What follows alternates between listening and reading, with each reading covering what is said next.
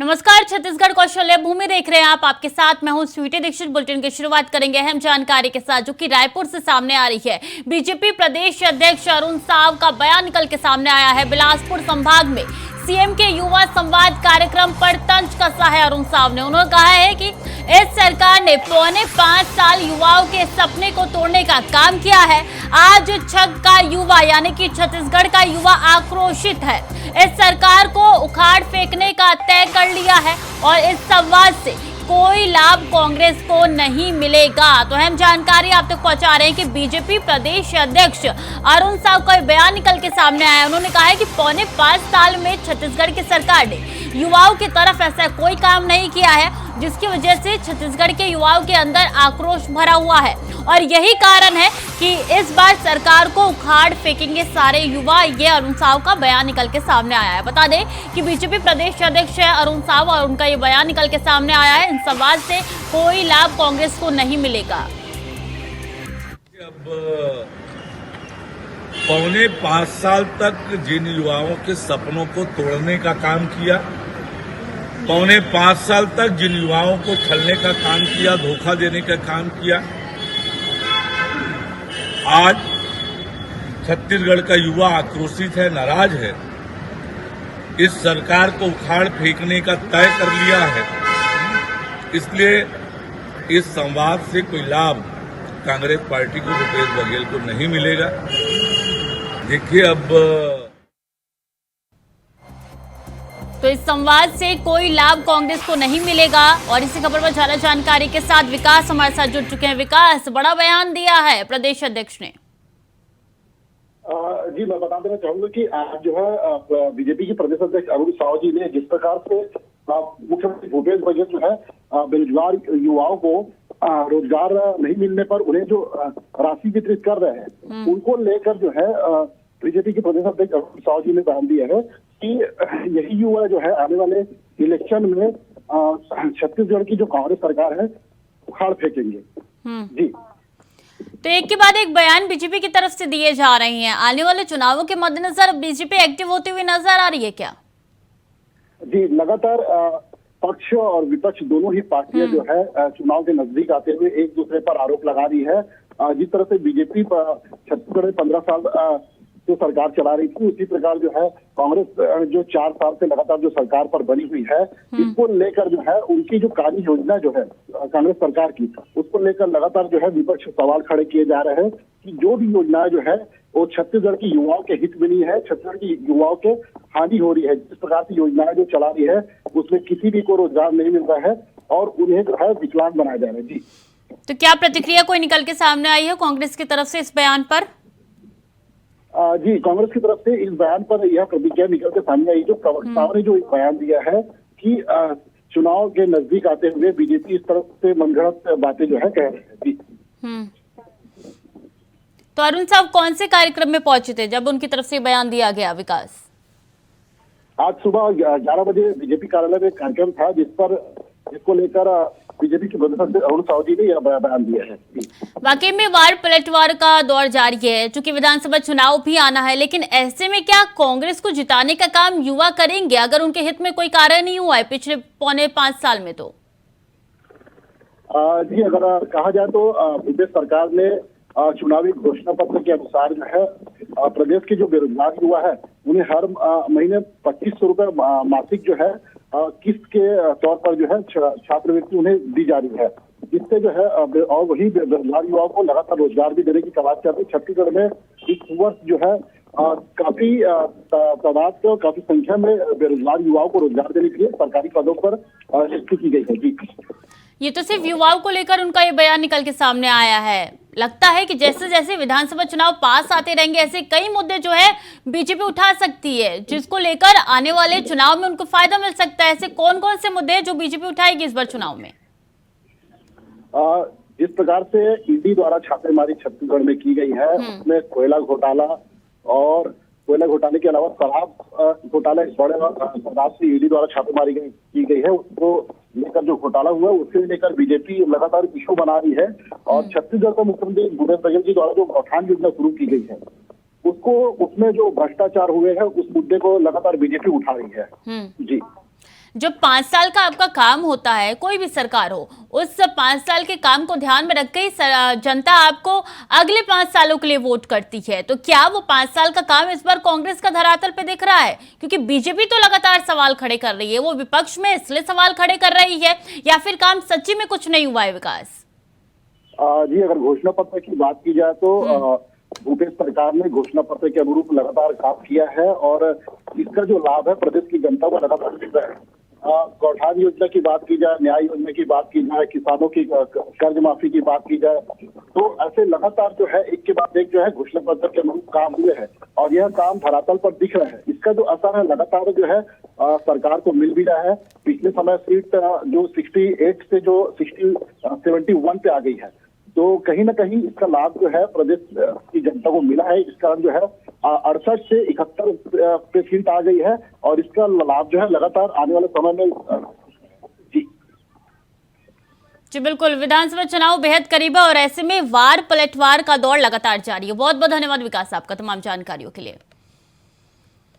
खबरों में आगे बढ़ेंगे। सूरजपुर में 24 घंटे से लगातार बारिश जारी है। बारिश से जिले में जनजीवन अस्त व्यस्त हो चुका है। बारिश की वजह से नदी नाले उफान पर है, तो हम जानकारी आप तक पहुंचा रहे हैं, जहां यही सिलसिला लगातार कई दिनों से देखने को मिल रहा है। सूरजपुर में 24 घंटे से लगातार बारिश है, जिसकी वजह से लोगों का जनजीवन अस्त व्यस्त हो चुका है। भारी परेशानी लोगों को झेलनी पड़ रही है। बारिश की वजह से नदी नाले उफान पर है, लोगों की आवाजाही काफी ज्यादा बंद हो चुकी है, क्योंकि जलमग्न सूरजपुर हो चुका है और ऐसे में बारिश लगातार हो रही है और आगे भी बारिश इसी तरीके से होती रहेगी। मौसम विभाग ने साफ तौर पे कह दिया है, सूरजपुर में 24 घंटे से लगातार बारिश जारी है, निरंतर बारिश हो रही है। पिछले 24 घंटे से बारिश से जिले में जनजीवन अस्त व्यस्त हो चुका है। भारी दिक्कतों का सामना लोगों को करना पड़ रहा है। बच्चे स्कूल पे नहीं जा पा रहे हैं, ऑफिस में जाने में भी काफी समस्या उत्पन्न हो रही है। तो बारिश की वजह से नदी नाले उफान पर भी है और 24 घंटे से लगातार बारिश हो रही है सूरजपुर में। तो बारिश की वजह से नदी नाले उफान पर है। कई जगह ऐसे हैं जो कि जलमग्न हो चुके हैं, लोगों को काफी दिक्कतों का सामना करना पड़ रहा है और पिछले कई दिनों से बारिश हो रही है। कहा यह भी जा रहा है कि आने वाले समय में भी इसी तरीके से बारिश होगी और लोगों को भारी समस्या झेलनी पड़ सकती है और यही कारण है कि सूरजपुर में भी लगातार बारिश हो रही है। बता दें कि नदी नाले यहाँ पे उफान पर है।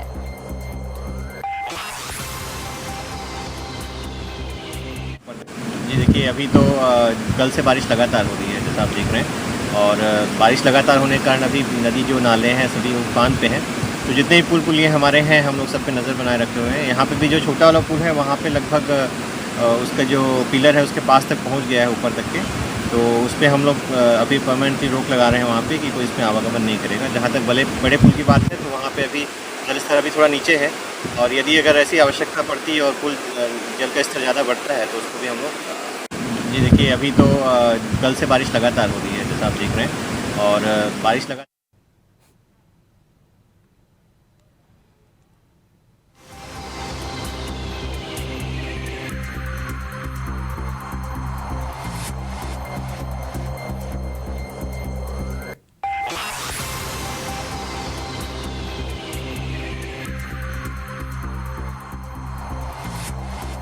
तो सूरजपुर में 24 घंटे से लगातार बारिश जारी है। नदी नाले उफान पर है, लोगों का जनजीवन अस्त व्यस्त हो चुका है, लोगों को काफी दिक्कतों का सामना करना पड़ रहा है और आगे भी इसी तरीके से बारिश होगी। आईएमडी द्वारा ये पूर्वानुमान जारी कर दिया गया है। तो 24 घंटे से लगातार सूरजपुर में बारिश हो रही है और यही तस्वीर निकल के सामने आ रही है। बारिश की वजह से नदी नाले उफान पर है। इसी खबर पर ज्यादा जानकारी के साथ विकास हमारे साथ सीधे जुड़ चुके हैं। विकास, अभी क्या स्थिति है, आगे कितने दिनों तक बारिश होगी, क्या कुछ जानकारी? जी, मौसम विभाग ने छत्तीसगढ़ के कई जिलों को अलर्ट घोषित कर दिया है। इसी के साथ लगातार प्रदेश में बारिश भी हो रही है और कई जो नदी नाले जो है उफान पर है। इसके लिए कलेक्टर ने दिशा निर्देश देते हुए एनडीआरएफ की टीम को लगातार इस पर कार्रवाई करने के और जो बचाव कार्य है वो लगातार करने के निर्देश दिए हैं। जी, तो क्या जलमग्न भी दिख रहा है पूरा सूरजपुर? जी, पूरी तरह जितने भी छोटे नदी नाले हैं वो लगातार उफान पर है और 2 दिनों से काफी जो वर्षा हो रही है उसके कारण जो है लगातार आंकड़ा बढ़ते जा रहा है। पानी का जो लेवल है काफी आगे बढ़ रहा है, जिसके कारण जो है छोटी छोटी जो नालियां है, नदी नाले हैं, वो काफी उफान पर है। आवागमन भी कई इलाकों में जो है बाधित हो रहा है। जाहिर सी बात है, जब निरंतर बारिश हो रही है तो लोगों को काफी दिक्कतों का सामना करना पड़ रहा है। और ऐसे में क्या वहां की स्कूलें बंद कर दी गई है, ऑफिस में वर्क फ्रॉम होम कहा गया है? देखिए, जिन स्कूलों में पानी भर गया है उन स्कूलों को कलेक्टर द्वारा बंद करने के आदेश जारी कर दिए गए हैं। और ऐसी स्थिति में जब तक उन इलाकों से बारिश का जो पानी है वो खाली ना हो जाए और बारिश की जो स्थिति है वो सही ना हो जाए, तब तक स्कूल को बंद करने के निर्देश जो है कलेक्टर ने दिए हैं। और कई इलाकों में जहां पे नदी नालों में पानी उफान पर है, उन इलाकों से लगातार जो है वहां के लोगों को हटाया जा रहा है। और इसी उसमें जो है एनडीआरएफ की जो टीम है लगातार इलाकों का सर्वे करके जहां जहां पे बारिश के पानी रुके हुए हैं उन इलाकों से बारिश का पानी खाली कराने का काम कर रही थी। तो क्या सूरजपुर में ही बारिश हो रही है या आसपास के जिलों में भी यही हालात नजर आ रहे हैं, विकास? जिस सूरजपुर में बारिश का काफी जो है लगातार बारिश हो रही है, जिसके कारण सूरजपुर के जो कई इलाके वो काफी प्रभावित हुए हैं। अन्य जिलों की बात की जाए तो अन्य जिलों में बारिश का जो लेवल है सामान्य से थोड़ा सा अधिक है, जिसके कारण जो है अन्य जिलों में काफी तकलीफ नहीं हो रही। पर सूरजपुर जो इलाका है यहाँ पर बारिश का लेवल काफी बढ़ा हुआ है, जिसके कारण जो है जो ये इलाका है काफी प्रभावित हो रहा है। जी, राहत बचाव का कार्य कितना आगे बढ़ा है? लोगों को दिक्कतों का सामना करना पड़ रहा है इसकी वजह से, क्या सरकार द्वारा यहाँ पे मदद भेजी जा रही है? सरकार द्वारा कलेक्टर की टीम ने जो है निर्देश जारी कर दिया है और एनडीआरएफ की जो टीम है लगातार बचाव कार्य पर लगी हुई है। जो जो इलाके में पानी भरा हुआ है उन इलाकों से लोगों को खाली कराने का काम जो है सरकार की जो एनडीआरएफ की टीम है वो कर रही है। तो आगे कितने दिनों तक बारिश जारी रहेगी? क्या कुछ आईएमटी द्वारा निकल के सामने आया है? मौसम विभाग ने फिलहाल जो है छत्तीसगढ़ में 1 हफ्ते तक लगातार जो बारिश का अनुमान लगाया है। अभी 3 दिनों से लगातार तो लगातार बारिश हो रही है और ऐसी स्थिति में कहा जा सकता है कि आने वाले समय में भी लगातार अभी बारिश होगी। अभी 3 से 4 दिनों तक लगातार बारिश होती रहेगी छत्तीसगढ़ में। जी, तो तेज हवाओं के साथ बारिश आ रही है क्या? जी, लगातार तेज हवाओं के साथ में बारिश आ रही है और जो बारिश जो है कम हो रहा है और लगातार जो है हवाओं के साथ जो है बारिश का होते जा रही है। तो जो नदी के पास वहाँ पे लोग बसे हुए हैं, क्या उनको हटाया जा रहा है, दूसरी जगह शिफ्ट किया जा रहा है? क्या कुछ जानकारी है, विकास? जो नदी के पास जो बसे हुए हैं उन्हें पहले ही हटाया जा चुका है और जिन इलाकों में जो बस्ती नुमा काफी इलाके हैं सूरजपुर के रूप में उसको भी खाली करवाया गया है। तो नदी नाले जो उफान पे हैं उनसे निपटने के लिए किस तरीके की तैयारी है प्रशासन की? शासन ने उन इलाकों में भी नदी नालों के पास जो इलाके हैं उनको खाली करवाया गया है और उन्हें राहत बचाव कार्य के लिए जो स्थान चयन किया गया वहाँ भेज दिया गया है और उनके जो खाने पीने की व्यवस्था है वो सरकार द्वारा की जा रही है। तो स्थिति कब तक सामान्य हो जाएगी? अब ये लगातार जो बारिश के का जो मौसम है वो लगातार बारिश हो रही है। आने वाले समय में 3-4 दिनों में मौसम विभाग ने इसकी सामान्य होने की बात कही है। और क्या कुछ अपडेट है आपके पास इस पूरे मौसम को लेकर? जी, छत्तीसगढ़ में तो अभी लगातार जो बारिश हो रही है उससे कहा जा सकता है कि जो राहत बचाव कार्य है वो लगातार निगरानी करे और इस तरह से जो छत्तीसगढ़ में बारिश हो रही है वो किसानों के लिए भी फायदेमंद नहीं है, क्योंकि जो किसान जो है वो खेती भी प्रभावित हुई है। जी, तो ऐसे कितने इलाके हैं या जिले हैं जो कि हाई अलर्ट पर रख दिए गए हैं? देखिए, छत्तीसगढ़ के 5 जिलों को जो है हाई अलर्ट पर रखा गया है, जिसमें सूरजपुर, अंबिकापुर, कोरिया, बस्तर, पूरा बस्तर संभाग की ये हाई अलर्ट पे है।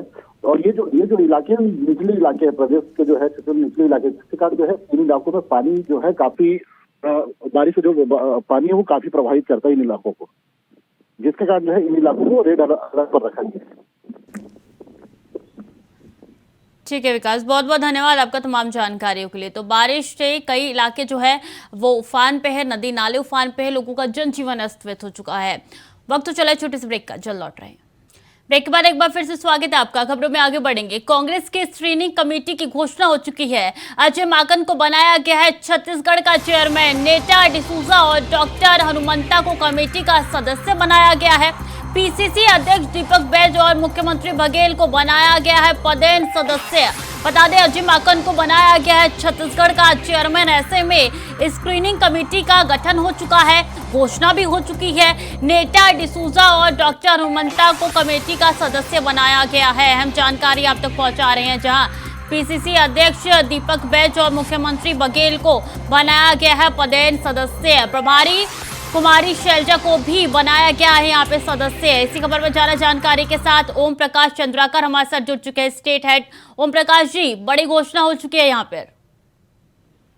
जी बिल्कुल, जिस तरह से आगामी विधानसभा चुनाव छत्तीसगढ़ के अंदर होने हैं और काफी कम वक्त बचा है, ऐसे में कांग्रेस जो है अपनी पूरी कसरत को पुख्ता करना चाहती है, चुनावी जो कसरत है उसे पुख्ता करना चाहती है। इसी कड़ी में आज ये जो फैसला लिया गया है कि कांग्रेस की स्क्रीनिंग कमेटी जो है उसकी घोषणा कर दी गई है।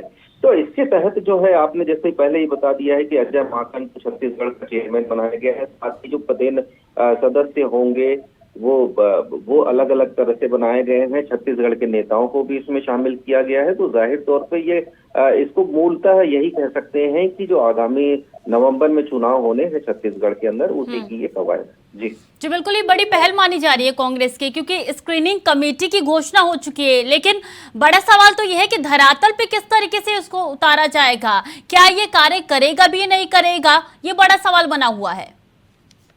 देखिए, यदि सियासी सिनेरियो से ये देखा जाए तो जाहिर तौर पे इस कमेटी के गठन में काफी कह सकते हैं कि वक्त हो गया है और देर कह सकते हैं इसको, क्योंकि जिस तरह से अभी फिलहाल जमीन पर उतरने की जरूरत है, जिस तरह से चर्चाएं चल रही है कि जो चुनाव के संबंध में जो घोषणा पत्र तय किए जाने हैं, सरकार के कामकाज की समीक्षा के बाद उसे जनता के बीच धरातल पर ले जाना है। तो इन तमाम मुद्दों को लेकर फिलहाल कह सकते हैं कि कमेटी के गठन में देरी हुई है, लेकिन देरी के बाद भी अगर कह सकते हैं कि अभी भी वक्त है कांग्रेस के पास कि वो किस तरह से चुनाव में आगे जा सकती है। सबसे अहम मुद्दा इसमें यही बात है कि कांग्रेस पार्टी ने ये तय किया है कि सीएम भूपेश बघेल के चेहरे और उनके कामकाज को लेकर वो जनता के बीच जाएंगे।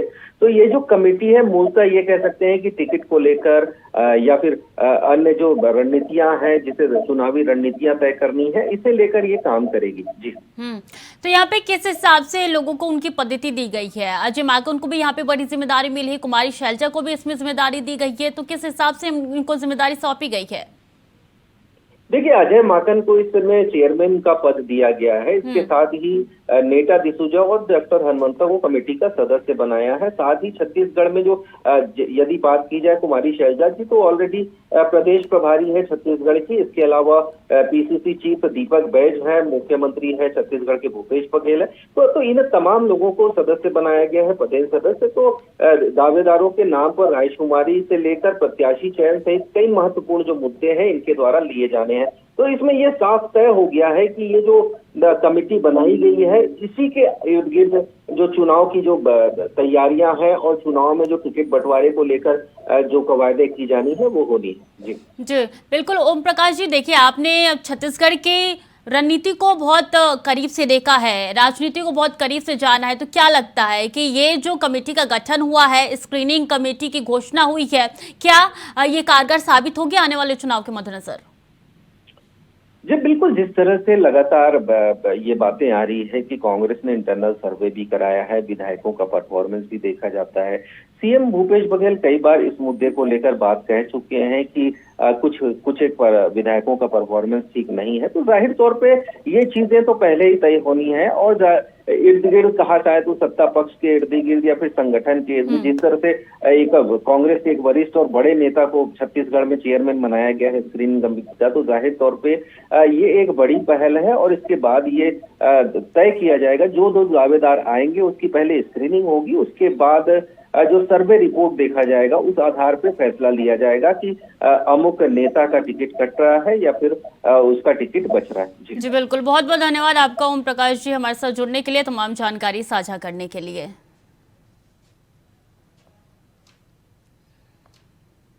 तो फिलहाल के लिए बुलेटिन में इतना ही। खबरों का सिलसिला लगातार जारी है, देखते रहिए इंडिया वॉइस।